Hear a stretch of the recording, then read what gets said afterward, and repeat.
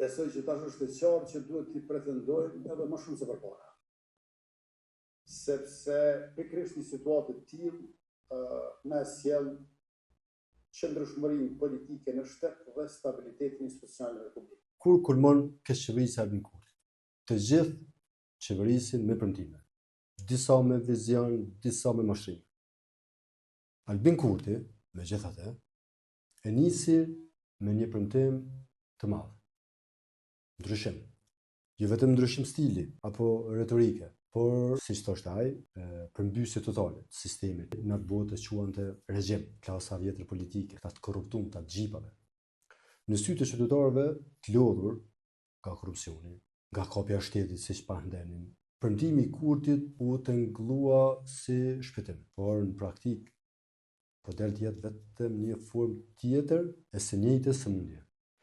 Që nga dita e parë e pushtetit, Kurti ka ndërtuar një mënyrë qeverisje që sillet rreth një boshti, mbajtja e pushtetit me çdo kusht dhe çmim. Na folte për ideologji, por ideologjia është zëvendësuar me inatet e tij. Partneriteti është zëvendësuar me konfrontim. E të gjitha lëvizjet politike, sidomos ndaj veriut vendit, ndaj aleatëve ndërkombëtar, janë bërë duke pasur një sy në sondazhe dhe tjetrin në kuti të votimit, jo në interesin e fatxhat të Kosovës. Nga shpresa në frikë, qeveria Kurti ka prodhuar me shumë tension se progres.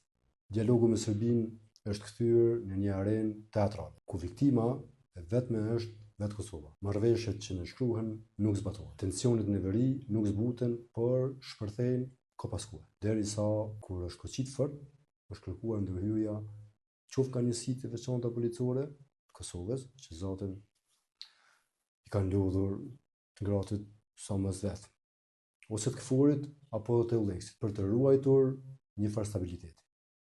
Dhe sa herë që situata del nga kontrolli, faji hidhet mbi të gjithë të tjerët.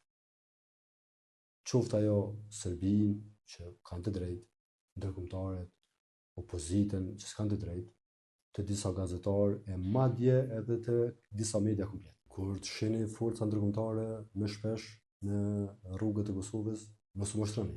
Ajo nuk është përforcim i sigurisë. Është shenja më e qartë se qeveria dhe qeverisja nuk po funksionon. Është sinjali që pushteti vendor nuk ka më kapacitet të menaxhoj situatën, sepse është konsumuar propaganda dhe grindje të brendshme. Konform kësaj, kam frikën sepse isha argumentet, pika kulmore ende nuk ka ardhur, por po afrohet. Nëse mendoni se kemi parë me të keqen, rimendojeni edhe një herë, sepse me këtë logjik të pushtetit që është gjithnjë e më shumë në funksion të vetvetes edhe jo të qytetarëve, çdo krizë e re do të menaxhohet me kesë se sa e mëparshme.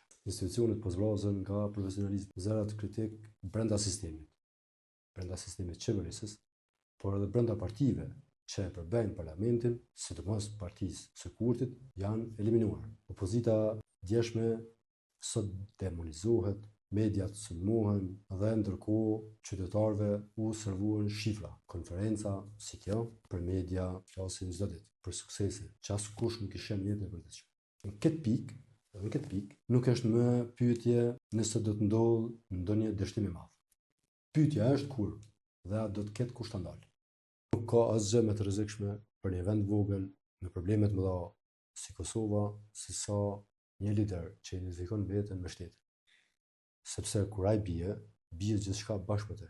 Dhe kur të vijë dita që ndërhyrja ndërkombëtare të mos jetë me vetëm për mbështetje, por për të vënë rregull në një situatë që ka dalë nga binarët, atëherë do ta kuptojmë se pika kulmore e kësaj qeverisjes nuk ishte një vendim i vetëm, por një rrugë pa kthim që kemi nisur prej shumë kohësh.